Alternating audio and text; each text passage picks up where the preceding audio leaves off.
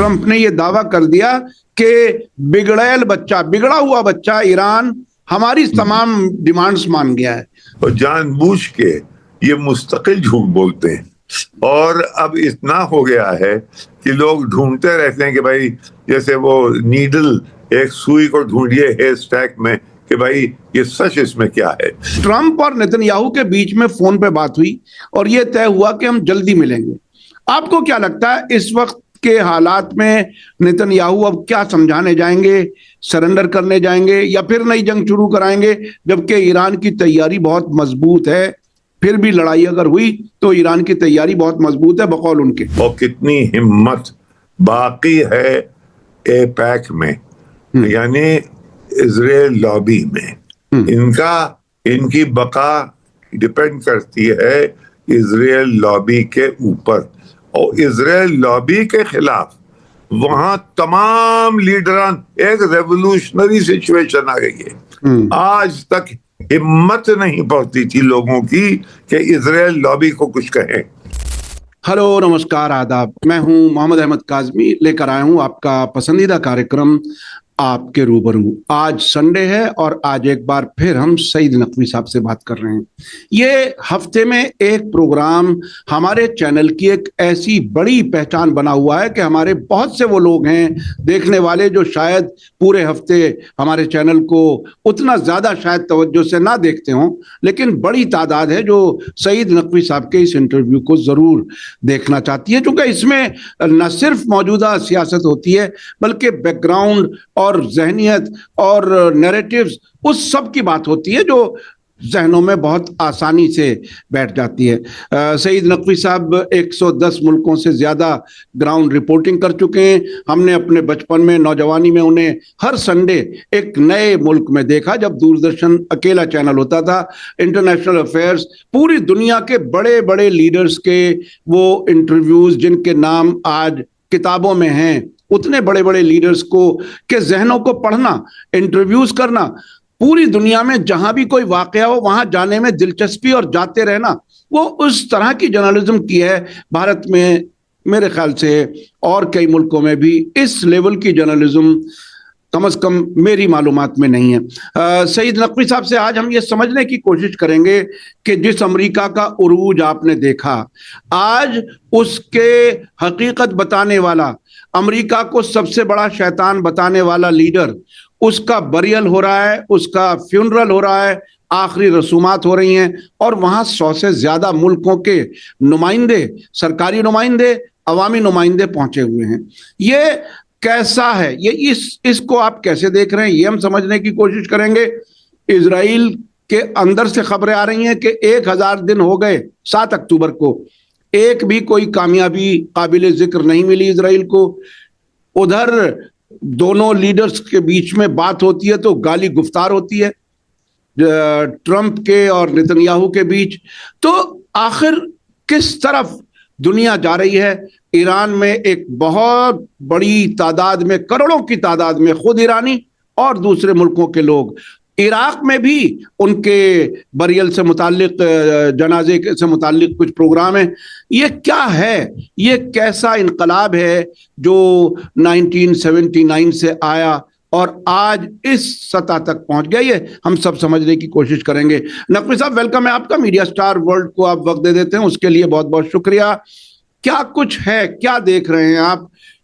America के 250 साल जब आज हमारी आपकी बात हो रही है वो पूरे हो रहे हैं, और उसको ह्यूमिलिएट करने वाला, उसको बेइज्जत करने वाला लीडर जो अब दुनिया में नहीं रहा, उसको खिराज अकीदत पेश करने के लिए 100 से ज्यादा मुल्कों से लोग ईरान पहुंचे हुए हैं। कैसे देख रहे हैं आप? बिल्कुल वाज़ेह है, साफ, कोई कहने की जरूरत नहीं है। अभी जंग हुई है और जंग में दुनिया को डिवाइड करने की कोशिश की गई, लेकिन उस जंग में अब तो वेस्ट के और खुद इजराइल के जर्नलिस्ट और वहाँ के लोग अब ये कहने लगे हैं कि ये जंग ईरान जीत गया।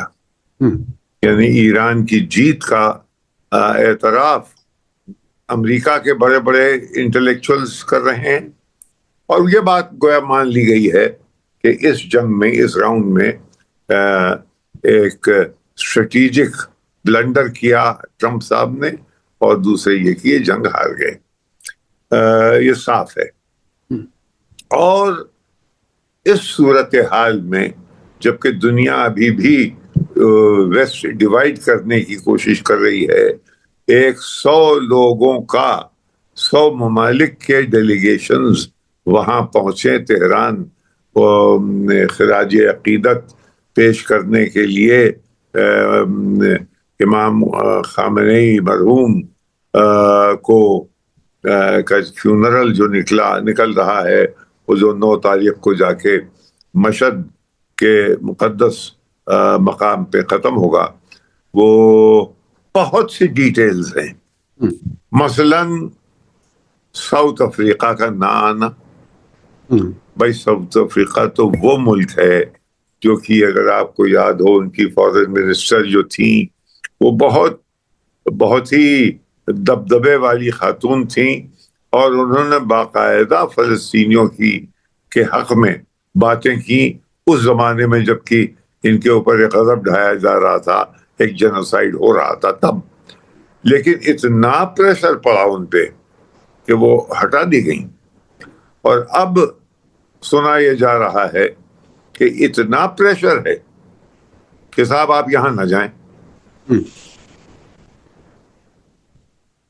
پریشان ہیں وہ لوگ بھی، ان کو یہ ہے کہ اقتصادی حملے ہم پر نہ کیے جائیں، یہ تمام ٹیرس نہ بڑھا دیے جائیں، اس طرح کی باتیں، سینکشنز نہ کر دیے جائیں۔ تو اس ڈر میں مجھے حیرت ہے، کیونکہ وہاں کے پریزیڈنٹ سرل رامپھوسا جو ہیں، یہ ان لوگوں کو میں ان سے ملا ہوں، اور یہ نیلسن مینڈیلا وغیرہ کے ساتھ کے جونیئر ٹیم میں تھے، بلکہ ایک زمانے میں یہ تھا کہ یہ نیلسن مینڈیلا کے بعد یہی پریزیڈنٹ ہوں گے۔ یہ ANC کے افریقن نیشنل کانگریس، جو کہ بڑی گویا کمیونسٹوں سے مل کے ایک ٹیم بنی تھی، اس کے لیڈر تھے، لیکن ان کے اوپر اتنا پریشر پڑ جانا، اب اس میں ساؤتھ افریقہ کی پالیٹکس کو دیکھنے کی وہ ابھی ہمارا آپ کا کے دائرے میں نہیں ہے، لیکن وہ بھی ایک سوچنے والی بات ہے۔ اس کے برعکس ایک اور سوچنے والی بات ہے، ایجپٹ کا جانا۔ ایجپٹ تو امریکہ کا خاص ملک ہے ویسٹ ایشیا میں، عرب ممالک میں، اور اس کے اوپر اس کی تو وہاں پہ جب انور سادات جب گئے تھے یروشلم، آج تک وہ سیلیبریٹ کیا جاتا ہے، اور ان کے تعلقات امریکہ کے تو تابع ہی ہیں، لیکن یہ کسی حد تک اسرائیل کے بہت تابع ہیں۔ اس کے باوجود یہ نکل کے جانا، یہ انڈیکیٹ کرتا، یہ بہت بڑی بات ہے، یعنی ایجپٹ نکل کے خیمے سے خلاف نہیں چلا گیا ہے، لیکن ان کے خیمے سے نکل آیا ہے۔ یہ بات بالکل واضح کرتی ہے، اور گویا وہ اب اگر اگلا سٹیپ یہ بھی ہو سکتا ہے کہ وہ، لیکن اس سے پہلے کہ یہ ہو، پھر سی صاحب کا کیا ہوگا، اور ابھی یعنی ایک پولیٹیکل موو ہے یہ، جو کہ دیکھنے کے قابل ہے۔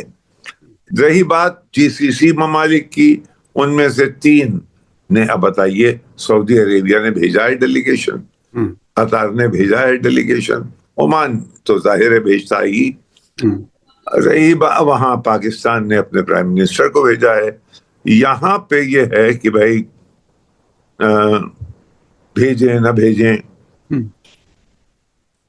یہ جو ایک عجیب و غریب طریقے سے انہوں نے جنرل عطا حسنین صاحب کو بھیجا ہے، شاید اس وجہ سے کہ وہ شیعہ ہیں، اور یہ تو بہت ہی ایک سیکٹیرین پہلو ہو گیا نا، یعنی کوئی اپنا ایسا بڑا عہدے کا آدمی بھیجتے، کوئی ارادہ ہوتا، یعنی یہ ڈیسیشن، یہ موقع تھا ایک سمبولک جس سے آپ کے ارادے کا انڈیکیشن ملتا، وہ نہیں ملتا ہے اس پہ. اور تو اس لیے یہ بہت بڑی کامیابی ہے ایران کی. اور بہرحال ہندوستان سے بہت سے لوگ اور بھی گئے ہیں، یہاں کے ریلیجیس لیڈرز گئے ہیں یہاں، اور تمام پولیٹیکل پارٹیز کے لوگ گئے ہیں. تو ہے بہرحال بہت ہی اہم. نقوی صاحب میں آپ کو بیچ میں روک رہا ہوں. نقوی صاحب ایک خبر تسنیم نیوز ایجنسی ہے ایران کی، اس نے ایک خبر کی ہے سورسز پر ڈیپینڈ کرتے ہوئے. اس نے بتایا ہے کہ امریکہ سے، ڈپارٹمنٹ آف اسٹیٹ سے اپنی ایمبیسیز کو یہ کمیونیکیٹ کیا گیا کہ اپنے میزبان ملکوں کی حکومتوں پر دباؤ ڈالو کہ وہ وہاں نہ جائیں، نہیں تو ہم کچھ سخت قدم اٹھا سکتے ہیں، جس میں مختلف ملکوں میں، اور اس کا اثر بھی بتایا گیا ہے. ہو سکتا ہے ہم بھی کسی ایسے ہی اثر میں آئے ہوں. یہ خبر باقاعدہ آ چکی ہے. جی، اگر 100 ممالک پہنچے ہیں کسی نہ کسی لیول پہ، تو شاید اس پریشر، اگر یہ پریشر نہ پڑتا تو اور زیادہ پہنچتے، کیونکہ 190 کے قریب ہیں یونائٹڈ نیشنز میں لوگ میں ایفیلیٹڈ، وہ نہ پہنچتے. بہرحال کہ 100 لوگ آئے ہیں اس جنگ کے باوجود. وہ میں آپ سے ایک بات کہہ چکا ہوں کہ ابھی دیکھیے، یہ میں نے سنا تھا یہ کہ مارکو روبیو صاحب یہ انسٹرکشنز بھیج رہے ہیں تمام ایمبیسیز کو کہ بھائی روکو لوگوں کو. اور یہ سننے میں آئی ہے خبر، اس کی تصدیق میں نہیں کر سکتا ہوں، لیکن یہ جو ریومر ہے، لیکن کوئی ایسی ہارمفل ریومر نہیں ہے، لہذا میں اس کا تذکرہ ایز اے ریومر کر سکتا ہوں کہ یہ مارکو روبیو صاحب کیا یہ انسٹرکشنز گئے ہیں. اور آپ بھی بتا رہے ہیں کہ تمام ایمبیسیز کو یہ ایڈوائس ملی ہے، امریکن ایمبیسیز کو، کہ بھائی لوکل گورنمنٹس پہ پریشر ڈالو کہ نہ جائیں. اور اس کے باوجود 100 لوگ پہنچے ہیں، 100 ممالک کے ریپرزینٹیٹو پہنچے، تو کامیابی ہے. اور اس کے ریپرکشنز ہوں گے.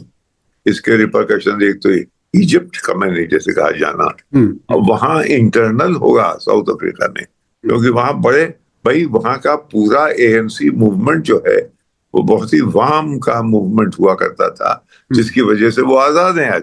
اور وہاں پہ اتنا پریشر پڑ جانا، یہ بھی ویسے کسی حد تک دیکھیے، وہاں پہ عجیب و غریب آزادی آئی تھی کہ نیلسن مینڈیلا کو تو ریلیز کر دیا، لیکن وہاں کے اقتصادی معاملات جو تھے وہ گیون رائلی صاحب تھے، اینگلو امریکن، ایک وہاں کی بہت بڑی کمپنی ہے، سب سے بڑی، وہ وہیں تھے. انہیں کے ہینڈ پکڈ آدمی کو فائنانس منسٹر بنایا گیا تھا.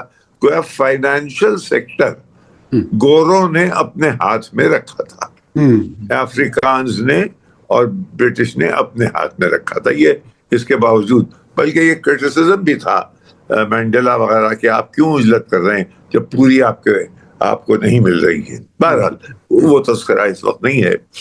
اب یہ ہے کہ اس کے بہت سے یہ جو تہران میں اکٹھا ہوئے ہیں لوگ، یہ بھی، اور آگے تک دیکھیے اور کیا کیا ہوتا ہے، یہ اس کے اثرات ہوں گے. یہ کوئی معمولی بات نہیں ہے اتنے لوگوں کو اکٹھا کر لینا اس جگہ جہاں پہ اساسینیشن ہر وقت ایک بڑا خطرہ ہے، سمجھے. لیکن اس کے باوجود انہوں نے ہمت کر کے اتنے بڑے اب تھوڑا سا اگلے اس پر میں چلنا چاہتا ہوں. Donald Trump claims spoiled child, Iran has agreed to most US demands in negotiation. یعنی ٹرمپ نے یہ دعویٰ کر دیا کہ بگڑا ہوا بچہ ایران ہماری تمام ڈیمانڈز مان گیا ہے. اس کے کیا معنی ہے؟ بات چیت کس لیے کچھ نہیں ہے. اس کے معنی یہ ہے کہ یہ ابداً اور جان بوجھ کے یہ مستقل جھوٹ بولتے ہیں.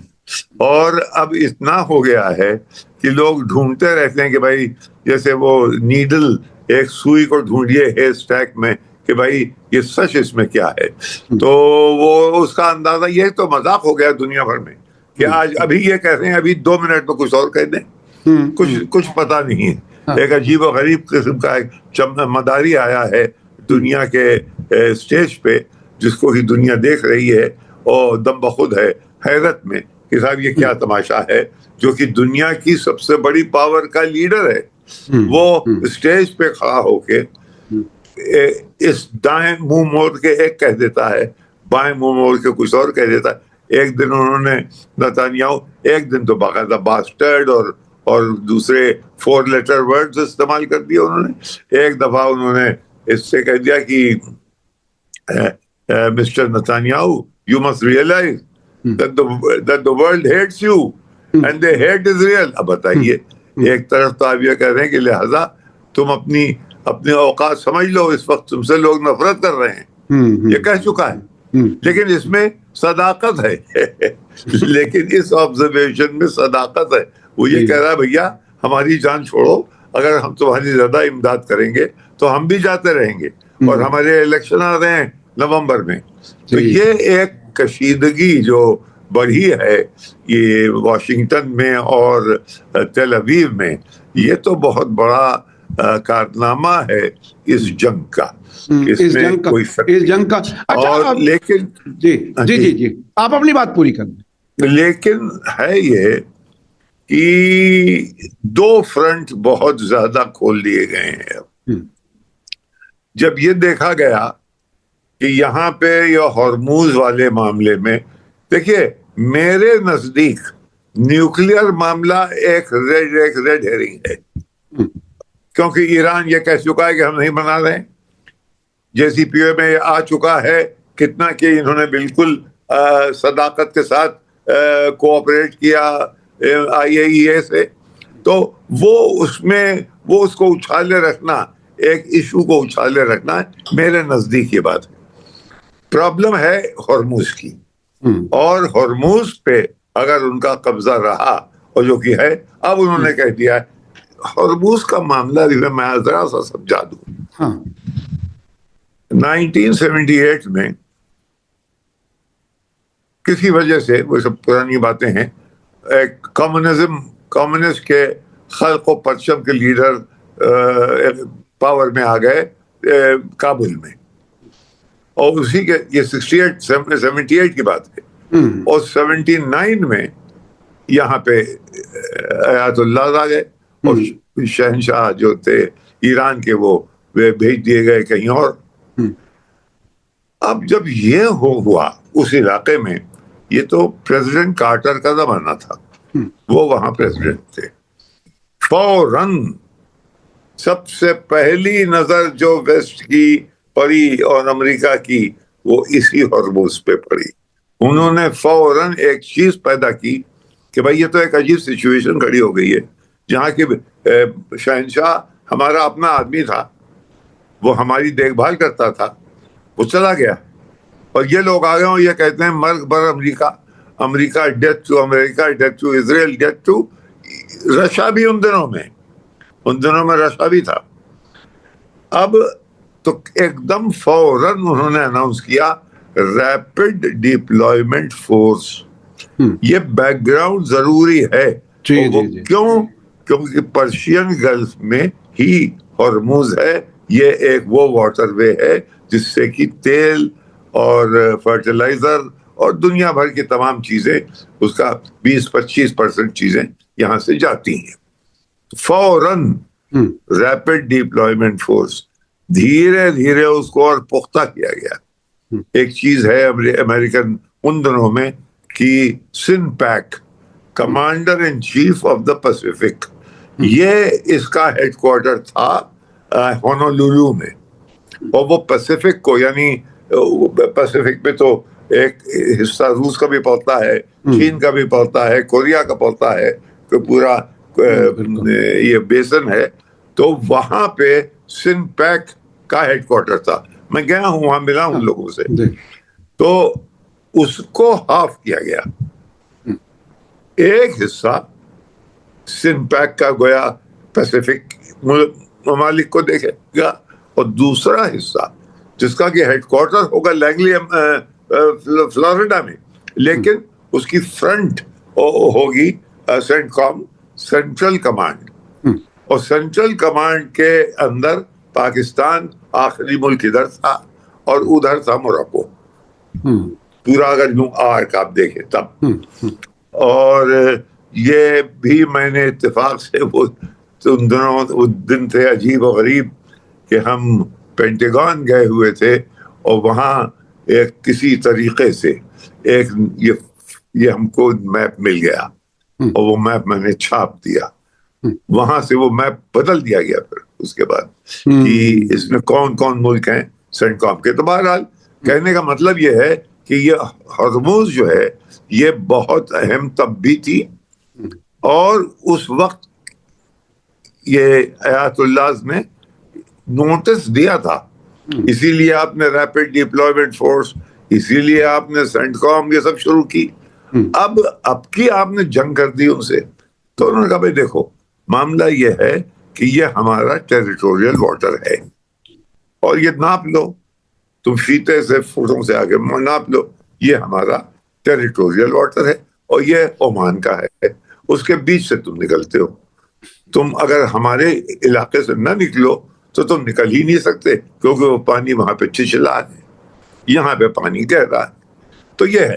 اب اس کے اوپر جھگڑا جو ہے وہ یہ ابھی چلے گا، کیونکہ یہ اچھا اگر یہ جھگڑا چلا تو دنیا میں قیمتیں بڑھیں گی، اور دنیا کی حالت خراب ہوگی، اور لوگ یہ تھریٹن کر رہے ہیں کہ یہ ڈپریشن کی طرف چلا جائے گا.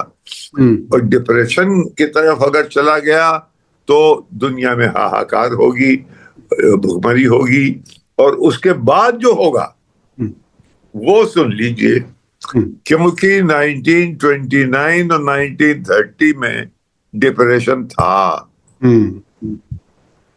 جبکہ فرینکلن ڈیلانو روزویلٹ پریزیڈنٹ بن کے آئے، اور وہ پریزیڈنٹ بن کے جب آئے تو انہوں نے دیکھا کہ اس کو ٹھیک کرنے کا طریقہ کیا ہے.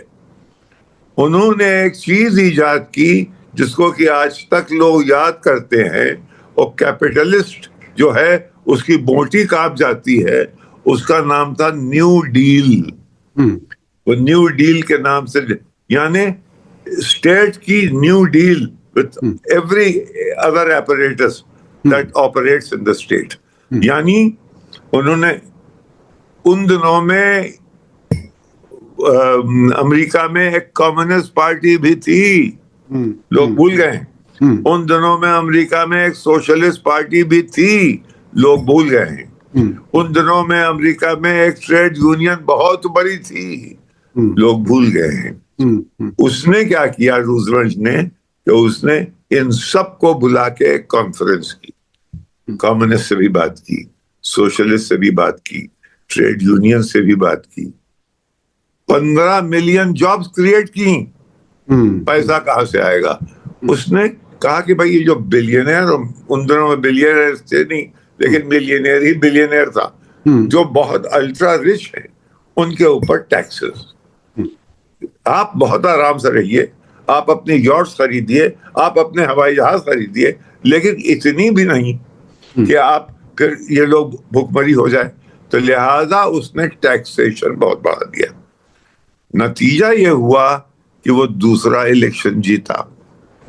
اس کے بعد کیا دیکھا گیا صاحب؟ وہ تیسرا الیکشن بھی جیتا. پھر آگے کیا ہوا؟ چوتھا بھی جیتا، اور اس میں اس کا بیمار پڑ گیا تھا، ویل چیئر وغیرہ پہ آ گیا تھا، تو اس کا انتقال ہو گیا. ان لوگوں نے فوراً امینڈمنٹ کر کے کانسٹیٹیوشن کو یہ کر دیا کہ اب 2 ٹرم کے آگے کسی کو نہیں دیا جائے گا. یہ بات میں کچھ اس لیے نہیں بتا رہا ہوں کہ یہ ڈیلانو روزویلٹ کی بات میں بتانا چاہتا ہوں، میں یہ اس لیے بتا رہا ہوں کہ ایران کی جنگ کا اس سے کیا رشتہ ہے. ایران کی جنگ کا اس سے یہ رشتہ ہے کہ ایک نوجوان جو کہ 1991 میں جس کی پیدائش ہوئی، جس کا نام ہے زہران ممدانی، وہ جنوری میں بہت ہی پاورفل کومو صاحب جو وہاں کے میئر تھے، نیو یارک کا میئر معمولی نہیں ہوتا ہے، بہت بڑی نوکری ہے وہ، حالانکہ دیکھنے میں ایک میونسپل نوکری معلوم ہوتی ہے لیکن بہت بڑی، اور بلینز میں ان کا بجٹ ہے. اس نے صاحب ایک بالکل ایمانداری کے، اور اس نے پورا جو اس کا ایجنڈا تھا، نیو ڈیل، وہی نیو ڈیل جس پہ کہ روزویلٹ 4 دفعے جیتا تھا، اسی پہ لوگوں کی بوٹی کانپ گئی کہ اور جناب وہ امپلیمنٹ کر رہا ہے. اور اس کا نتیجہ کیا ہوا 6 مہینے کے اندر؟ ابھی 1 ہفتہ پہلے پرائمری الیکشنز ہوئے، جو ڈیموکریٹک پارٹی کی اسٹیبلشمنٹ کا جو ویو تھا اس کے خلاف اس نے 8 کینڈیڈیٹس کو انڈورس کیا، اور وہ 8 کینڈیڈیٹس جیت گئے. ابھی ایک لہر دوڑی ہوئی ہے امریکہ میں کہ یہ کیا ہو رہا ہے. وہ کیوں؟ اس لیے کہ اس کے ایجنڈے میں پیلسٹینین کاز بھی تھا، حالانکہ وہ اس اسٹیٹ میں رہتا ہے جہاں دنیا کے، اس شہر میں جہاں دنیا کے سب سے زیادہ یہودی جوز رہتے ہیں آفٹر تل ابیب، نمبر 2 وہاں. لیکن ان کو بھی ساتھ لے کے چلا کہ بھائی یہ جینوسائیڈ نہ کرو، تم ہمارے بھائی ہو، اور تو ہم اس طرح کو حرکت کریں تو ہم ان کو اب تو پورے امریکہ میں بڑی تبدیلی نظر آ رہی ہے. ابھی ٹکر کارلسن کا میں کل بیان پڑھ رہا تھا کہ وہ اب تیسری پارٹی بنانے کی تیاری میں ہیں. ابھی تو 2 پارٹیاں ہیں، ریپبلکن اور ڈیموکریٹس، وہ تیسری پارٹی کی تیاری میں ہیں. اچھا، اب ہمارے پاس تھوڑا سا وقت کم رہ گیا ہے. 2 چیزیں میں بتا دوں ضروری ہے. ہاں ضروری ہے، وہ یہ ہے کہ اب دیکھا یہ جا رہا ہے کہ ہر فرنٹ پہ ویسٹ ہار جائے، یہ کیسے برداشت کریں ہم؟ ہیجمنی بھی جائے، عزت بھی جائے، اور رتبہ بھی جائے. تو یہ 2 فرنٹ ہیں، ایک ہے یوکرین اور ایک ہے یہ ایران والا فرنٹ. تو بہت زیادہ ایکسلریٹ کر دیا گیا ہے یوکرین فرنٹ.